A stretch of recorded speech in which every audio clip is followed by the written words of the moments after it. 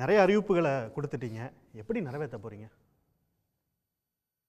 அதாவது அந்த பட்ஜெட்லேயே அண்ணன் தங்கம் தென்னரசு அவர்கள் இதற்கான வருவாய்கள் எங்கிருந்து வருகிறது, எந்த வகையில் நாங்கள் இதை நிறைவேற்றப் போகிறோம், வருவாய் பற்றாக்குறையை எந்த அளவிற்கு நாங்கள் திறமையாக கையாண்டு குறைத்திருக்கிறோம், நிதி பற்றாக்குறை என்ன, இதனுடைய மூலதனத்திற்காக நாங்கள் 57,000 கோடி ரூபாய் என்பதையும் அவர் சொல்லியிருக்கிறார்.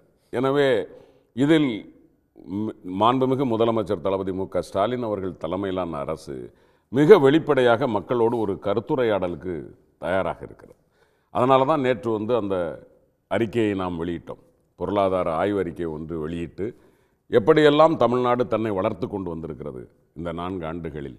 2020-21 சகோதரர் பிடிஆர் பழனிவேல் தியாகராஜன் அவர்கள் ஒரு வெள்ளை அறிக்கை வெளியிடுகிற போது தமிழ்நாட்டினுடைய நிதிநிலை, உற்பத்தி திறன், ஒட்டுமொத்த இந்தியாவிற்கான உற்பத்தி திறனில் நம்முடைய பங்கு, இது எல்லாம் மிக தெளிவாக அவர் கையெழுத்திட்டே வெளியிட்டிருந்தார்.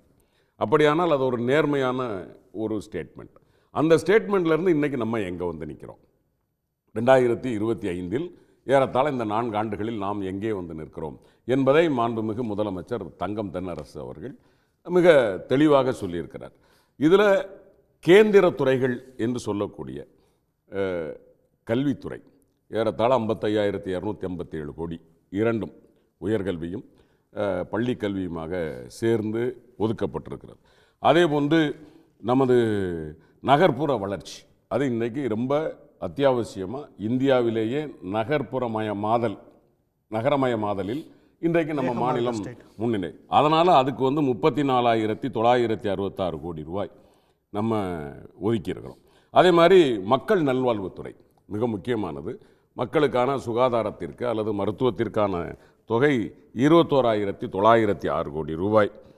இது அனைத்தையும் ஒரு பொருளாதார வளர்ச்சிக்கான ஒரு நாட்டினுடைய நரம்பு போன்ற திட்டம் எது என்று கேட்டால் நெடுஞ்சாலைகள்.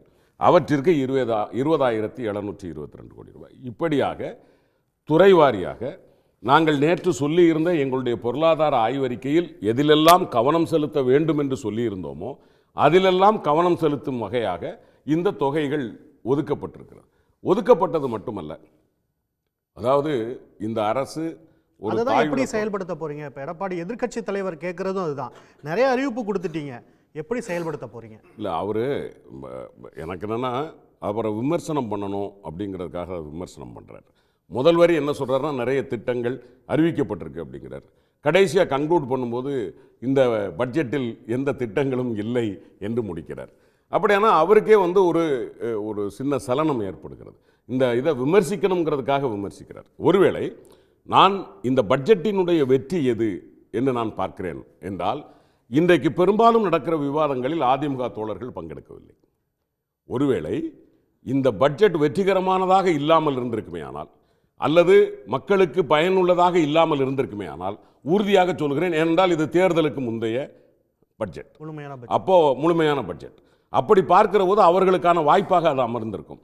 அவர்களால் அது செய்ய முடியாத அளவிற்கு இந்த பட்ஜெட் அமைந்திருப்பது என்பதே இந்த பட்ஜெட்டினுடைய வெற்றி என்று நான் கருதுகிறேன். நீங்கள் இப்போ கேட்டீங்க இல்லையா சார், இதை எந்த விதத்தில் நம்ம செயல்படுத்த போகிறோம்? அது அவர் 3,72,000 கோடி ஏறத்தாழ. அதில் துறை வாரியாக அவர் சொல்கிறார். இந்த மாதிரி ஸ்கீம் போட்டு ஒவ்வொரு மாவட்டத்தையும் அவர் இன்க்ளூசிவ் க்ரோத், மாண்புமிகு முதலமைச்சர் அடிக்கடி சொல்வார், எல்லாரையும் ஒருங்கிணைந்து வளர வேண்டும் என்று சொல்வார். அந்த மாதிரி கன்னியாகுமரி முதல் நீங்கள் திருவள்ளூர் வரைக்கும் திட்டங்கள் ஒதுக்கப்பட்டிருக்கிறது. எனவே நீங்கள் இதை எப்படி நடைமுறைப்படுத்த போறீங்க அப்படிங்கிறதுக்கு நிதி ஆதாரத்தை தான் நீங்கள் கேட்க முடியும். ஆமாம், நிதி ஆதாரம்ங்கிறது ஒரு பற்றாக்குறையில் இருக்கு, பற்றாக்குறை பட்ஜெட்டை நம்ம தாக்கல் பண்ணியிருக்கோம் அப்படிங்கிற விமர்சனத்தையும் எதிர்க்கட்சிகள் வைக்கல. அது நம்ம மறுக்கவே இல்லை. அதாவது நிதி பற்றாக்குறையில் மிக முக்கியமான விஷயம் என்னன்னா, இந்த நிதி பற்றாக்குறை ஏற்பட்டதற்கான காரணம் என்ன, அதோட காரணத்தை மட்டும் சொல்லாமல் இந்த நிதியை நாம் எப்படி செலவழிக்கிறோம் என்பதில் நீங்கள் பார்த்தீங்க அப்படின்னா 57,231 கோடி அது மூலதனம். அப்போ நம்ம வாங்குற 1,05,000 கோடியில் ஏறத்தாழ 50% நீங்கள் மூலதனத்துக்கு செலவிடுறீங்க.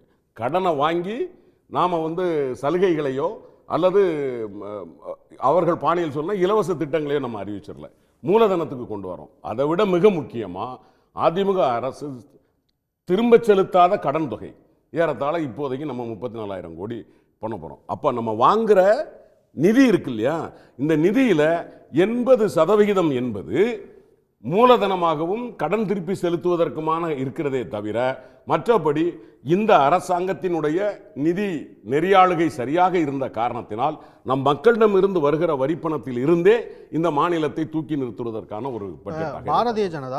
மாநில பாரதிய ஜனதா ஒரு விமர்சனத்தை சொல்றாங்க. குஜராத் மாடல் திராவிட மாடல்ங்கிற கம்பாரிசன் பொலிட்டிக்கல் ஸ்டேட்டில் இப்போ இருக்கும்போது குஜராத் அரசு 19,000 கோடி ரூபாய்க்கு வருமான மிகை பட்ஜெட்டை தாக்கல் பண்ணுறாங்க. ஆனால் இங்கே திராவிட அரசு 46,467 கோடி ரூபாய்க்கு ஒரு பற்றாக்குறை பட்ஜெட்டை தாக்கல் செய்கிறாங்க. அப்படிங்கிற போது திராவிட மாடல் அரசு, திராவிட மாடல்ங்கிற இந்த எக்ஸிக்யூஷன் எவ்வளோ தூரம் ஸ்ட்ராங்காக இருக்குன்னு எடுத்துக்கிறது? இல்லை, வருவாய் பற்றாக்குறைக்கு நம்ம என்ன காரணம், ஏற்கனவே எந்த சூழ்நிலை இருந்தது, வருவாய் பற்றாக்குறை 62,000 கோடியில் வச்சுட்டு போன பட்ஜெட்டை நம்ம இன்றைக்கு அதை குறைச்சி 41,000 கோடி ரூபாய்க்கு கொண்டு வந்திருக்கிறோம். வருவாய் பற்றாக்குறையை நம்ம குறைத்து கொண்டே இருக்கிறோம். நாம் இந்த ஆட்சியை விட்டு போகிற போது 11இல் இதே போன்று வருவாய் மிகை பட்ஜெட் கொடுத்துருந்தோம், 3 பட்ஜெட், ரைட். இன்னைக்கு இது இடையில் ஏற்பட்ட சிக்கல்களை நாம் உட்கார்ந்து புலம்பிக் கொண்டிருக்கவில்லை, மாற்றி கொண்டு வந்து கொண்டிருக்கிறோம்.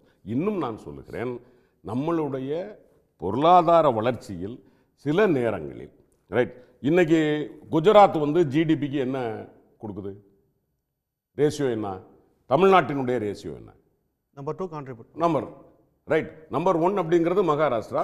அந்த மகாராஷ்டிராவிலேயும் உண்மை மகாராஷ்டிரா என்பது வேறு, மகாராஷ்டிராவில் பதிவு செய்ததால் வருமானம் என்பது வேறு.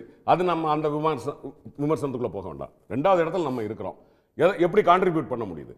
ஒரு 10%, 9.67% நான் சொல்லியிருக்காரு, 10% வைங்களேன்.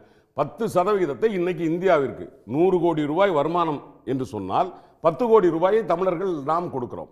எப்படி கொடுக்க முடியுது? அப்ப இந்த ஜிடிபி growth அப்படிங்கிறது எந்த அளவில் இருக்கு, இதுதான் நம்ம பார்க்க வேண்டியது இருக்கு. அதே சமயத்தில் குஜராத் என்ன கொடுக்கிறது, ஜிடிபி என்ன, உங்களுடைய GDP contribution to the nation உங்களுக்கு என்னவா இருக்கு? அப்படி பார்க்கிற போது வருவாய் பற்றாக்குறை என்பதை சரி செய்யக்கூடியது. ஆனால் இந்த பட்ஜெட் எப்படி வளர்ந்து கொண்டிருக்கிறது என்பதைத்தான் நாம் பார்க்க வேண்டும். சீரான முறையில் வளர்ந்து கொண்டிருக்கிறது. நிச்சயமாக தமிழ்நாடு முன்னேறும்.